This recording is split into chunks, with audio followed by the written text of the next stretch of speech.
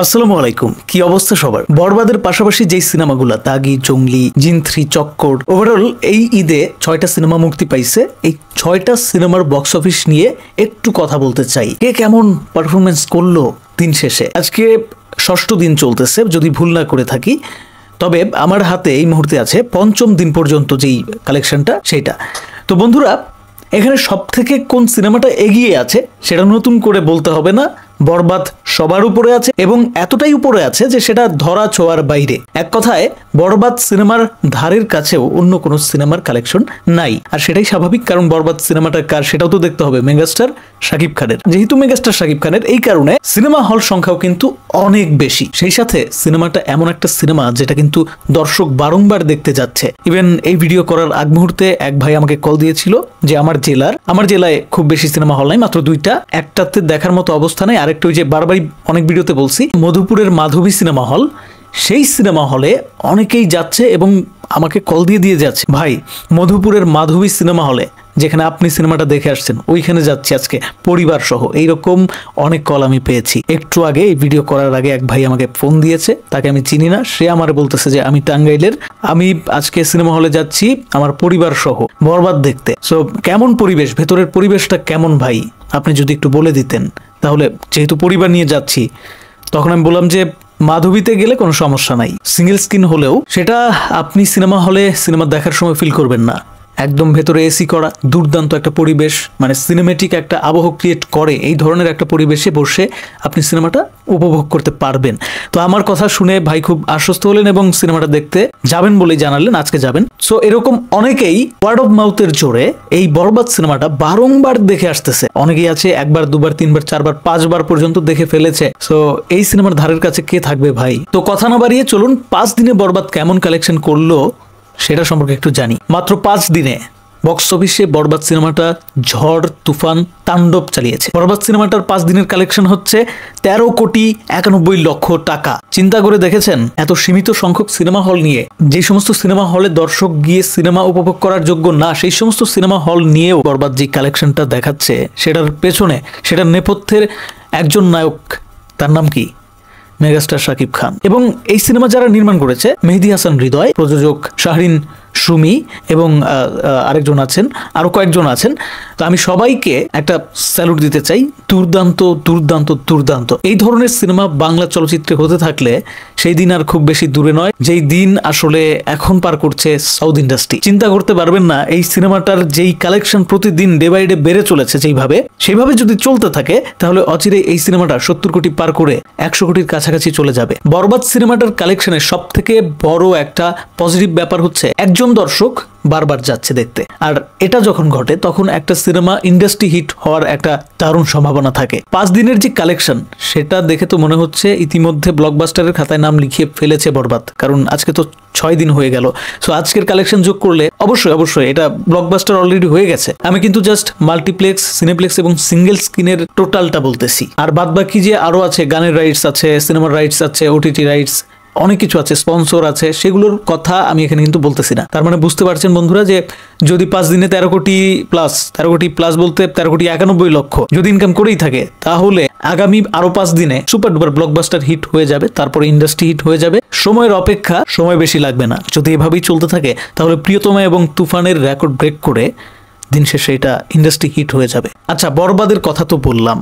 এবার অন্যদিকে আরো কয়েকটা সিনেমা, যেমন সিকান্দার, জিন 3, চক্কর, অন্তরাত্মা, জঙ্গলি এবং দাগি, এগুলার বক্স অফিসের খবর কি? এই সমস্ত সিনেমাগুলো বক্স অফিসে ভালোই কালেকশন করতেছে, পূর্বের তুলনায় ভালো কালেকশন করতেছে। অর্থাৎ অন্যান্য ঈদে যেরকম কালেকশন করে অন্যান্য সিনেমা, সেই তুলনায় ভালো কালেকশন করতেছে, কিন্তু বরবাদের সাথে কোনোভাবেই ম্যাচ হচ্ছে না। এই সিনেমাগুলোর ক্ষেত্রে বলা যায় যে রিস্ক আছে, এগুলো ব্লকবাস্টার হবে কিনা সেটা এখন বলা যাচ্ছে না। এই যেমন ধরেন সিকান্দার, অনেকেই এখন বলবে যে সিকান্দার ভাই যে বাজেটে নির্মাণ হয়েছে, আর এটার যে ওয়ান ডে কালেকশন, সেটাই তো বরবাদের সম্পূর্ণ সিনেমার বাজেটের থেকে অনেক বেশি। হ্যাঁ অবশ্যই, কিন্তু মনে তো রাখতে হবে যে যেই বাজেটে নির্মাণ হয়েছে সেই তুলনায় কেমন ইনকাম করতেছে। ইনকামটা যদি বেশি হয় বাজেটের তুলনায়, দিন শেষে তখন হচ্ছে ব্লকবাস্টার ধরা যাবে এই সিনেমাটাকে।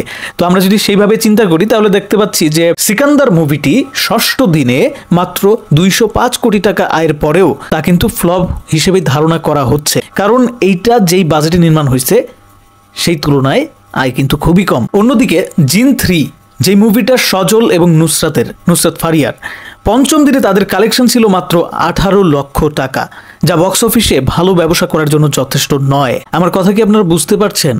পঞ্চম দিনে টোটাল কালেকশন ছিল 18 লক্ষ টাকা, একদিনে না কিন্তু, শুধু পঞ্চম দিনে না কিন্তু, 5 দিনে মিলিয়ে, যা কিন্তু বক্স অফিসে ভালো কালেকশন নয়। যদিও অনেকে মনে করতে পারে যে হ্যাঁ টোটাল সব মিলিয়ে তো 1 কোটি প্লাস হয়ে যাবে, সো বাজেট তো রিকভার হয়ে যাবে, কিন্তু ভাই সিনেমাটা হিট হতে হলে তো ওইটুকু যথেষ্ট নয়। এছাড়া চক্কর এবং জঙ্গলি এই দুইটা মুভি নিয়ে মানুষের মধ্যে কৌতূহল আছে, প্রশংসিতও হচ্ছে, তবে সিনেমা হল সংখ্যা অনেক কম হওয়ার কারণে অনেকেই সিনেমাগুলো দেখতে পারছে না।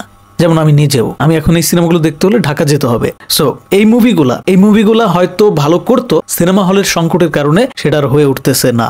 এবার আসি দাগির কাছে, আফরান নিশোর দাগি সিনেমাটারও অনেকে প্রশংসা করতেছে, তবে ওই চক্কর এবং জঙ্গলির মতো এই দাগি সিনেমা হল সংখ্যাও কিন্তু অনেক কম, মাত্র 14টা সিনেমায় প্রথম সপ্তাহে মুক্তি পেয়েছে। সো পঞ্চম দিনে এইটার কালেকশন দাঁড়িয়েছে 32 লক্ষ টাকা, অর্থাৎ পঞ্চম দিনে, এটা শুধু পঞ্চম দিনে আয় করেছে 32 লক্ষ টাকা, ভালো একটা জাম্প করেছে। তারপরে হচ্ছে এটা কিন্তু আবার সিঙ্গেল স্ক্রিনে মুক্তি পায় না, ঠিক আছে, জাস্ট মাল্টিপ্লেক্স এবং সিনেপ্লেক্স মিলিয়ে আর কি। টোটাল কালেকশনটা হচ্ছে মাল্টিপ্লেক্স এবং সিনেপ্লেক্সে যতগুলো সিনেমা হলে মুক্তি পেয়েছে সবগুলো মিলিয়ে হচ্ছে 1,87,00,000 টাকা। এটার বাজেটটা কত? বাজেট অনুযায়ী ঠিক আছে, একেবারে খারাপ না, তাই না? বাজেট যদি কম হয়ে থাকে সব সেই অনুযায়ী তো ভাই রিকভার হয়ে তারপরে কিছু দূর আগাইলেই তো হিট বা সুপার হিট তকমা লেগে যাবে। যাই হোক, আমার ধারণা যদি এইভাবে চলতে থাকে, যেইভাবে যে পঞ্চম দিনে 32 লক্ষ টাকার কালেকশন এসেছে, এইভাবে চলতে থাকলে এই সিনেমাটা কিন্তু সুপার হিট হওয়ার একটা সম্ভাবনা আছে। কারণ এই সিনেমাটা যদি 14 কোটির মতনও ইনকাম করে একদম লাইফ টাইম, তাহলে কিন্তু এটা সুপার ডুপার ব্লকবাস্টার হয়ে যাবে, কারণ এটার বাজেট অনেক কম।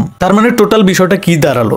6টা সিনেমার মধ্যে সব থেকে একদম সাফল্যের তুঙ্গে থাকা সিনেমাটার নাম হচ্ছে বরবাদ, যে সিনেমাটার লাইফ টাইম কালেকশন হতে পারে 100 কোটির কাছাকাছি। আর দাগি এই সিনেমাটা কিন্তু কম বাজেটে নির্মাণ হওয়ার পরেও ভালোই করতেছে, মাত্র 14টা সিনেমা হল পেয়েছে, মাল্টিপ্লেক্স আর সিনেপ্লেক্স শো সংখ্যা দারুণভাবে পেয়েছে, যার কারণে কিন্তু সিনেমাটা যেই বাজেটে নির্মাণ হয়েছে সেই বাজেটের তুলনায় অনেক ভালো ইনকাম করে নিচ্ছে। তার মানে বোঝা যাচ্ছে 6টা সিনেমার মধ্যে বরবাদ এবং দাগি এই 2টা সিনেমা ভালো করতেছে।